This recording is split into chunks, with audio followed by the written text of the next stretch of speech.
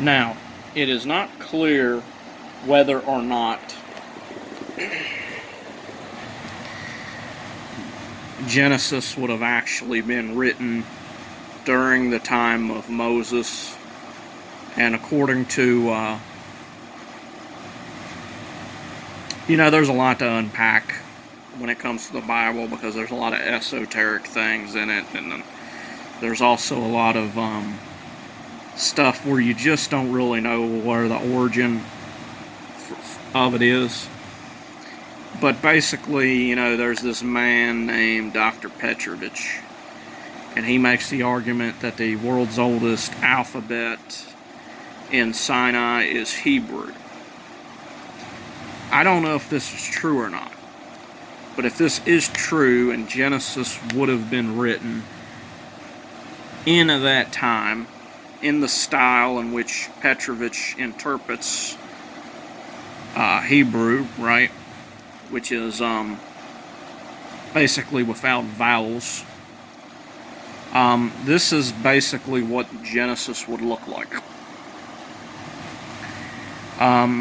Once again, I don't think that this stuff really should be taken literally and even in a primitive form. I do think that some type of realization did happen in Egypt, and this is one of the biggest reasons why they were basically told not to worship Baaleth, who is a female deity that I guess they would have sacrificed things to. But basically, this is how it would read. You have, damn it, don't want to stay still. Bereshith. Now you notice how there is no Yoda there. The Yoda is a picture of a hand, and it looks like this, but there is none here, and this is because I believe whenever it was a closed syllable, at least according to Petrovich's interpretation of the language, there would be no letter there, basically. So it goes Bereshith bara Elohim. Now, there's a couple missing letters there, at least according to modern Hebrew. One of them is that this aleph right here is shared by both the word bara and the word Elohim. I think a case can be made for this, given the fact that it would have been very difficult at the time to actually write with this alphabet. It would have been much easier, instead of writing another aleph, to just go on and use this for the beginning of another word. And you will see that in this text quite frequently. Ath, ha, shamayim, hashamayim, right? And here's the thing about the word mayim. I don't know if that word would have existed, or if they would have just wrote the letter mayim, as it would have been called back then, and just used that as the instance of the word mayim. Bereshith bara Elohim ath hashamayim wa'ath ha'aras. Where ha'aras, and here's where it gets interesting. Haitha thohu we vohu. You see what I did there? With the word haifa, the hay is not only the end of this word, but the letter ta here is is also the beginning of thohu, which is why this is so confusing, and I don't know how accurate it is. We vohu, we, ruach. Notice that it's spelled a lot like the word rach, because there was no vowels, right? We ruach Elohim merhafath al peneh. Once again, notice the spelling. Thehom. Ruach. Wait, no, that's not. Wait, that's not ruach. It's Wayomer Elohim Yehi or Wayhi or. Now, why is this here? This is the E sound.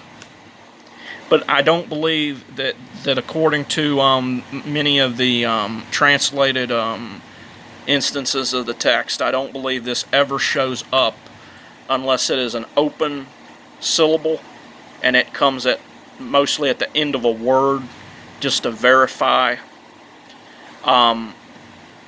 Petravich did say that it's like in the word meme, so it's very possible that this would have been inserted between the two mayim, right? But there's no 100% proof of this spelling, and no one has ever found this version of Genesis anywhere. It's also interesting to note that Bill Donahue, as he explains in his interpretation of the Genesis, that there are actually two different writers, and the Genesis, one version of Genesis was a spiritual Genesis, and the other form of Genesis was a material Genesis, right? We speak of the Adam, or Atom, Adam, who was, yes, that's how it's pronounced in Hebrew, by the way, who was,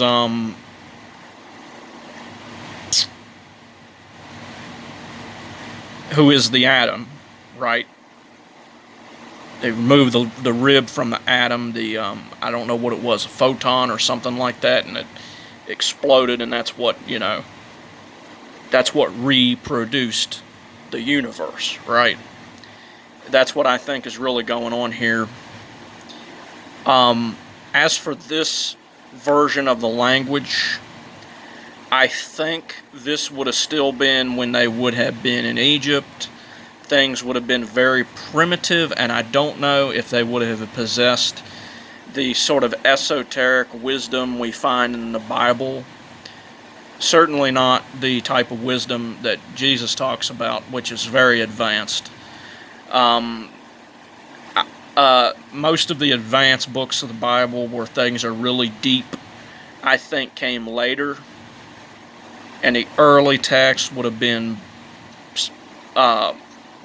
basically parts of Deuteronomy, much like Westcott Loudon talks about, because Deuteronomy, if you read it, it's very easy to take it literally. There's not a whole lot of humongous, weird stuff going on, but when you read stuff like Genesis and stuff like Exodus, and you got all this really bizarre stuff going on, and all these weird contradictions and stuff start to pop up. And I think what's going on here is we got a primitive culture that started writing like this, that slowly evolved over time. And Petravich isn't going to admit this, but the fact of the matter is, the form Elohim, which is God in the plural, is never found in any of the Proto-Semitic texts. I mean, there's one where it says El Yihweh, and it's spelled in the without the final hey. El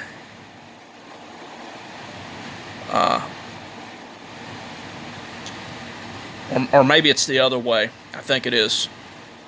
It's because in these times it didn't really matter which direction it was written in. It would have been something like that, which is El Hijo, and you can see the final hey is not there whatsoever. And that is my take on the Proto-Semitic language. I was referring to that in my very, very early videos. If you go back in my very, very early videos, I speak on this alphabet. I pronounce the Bible in this alphabet and everything, and I haven't got a full translation, but that's that.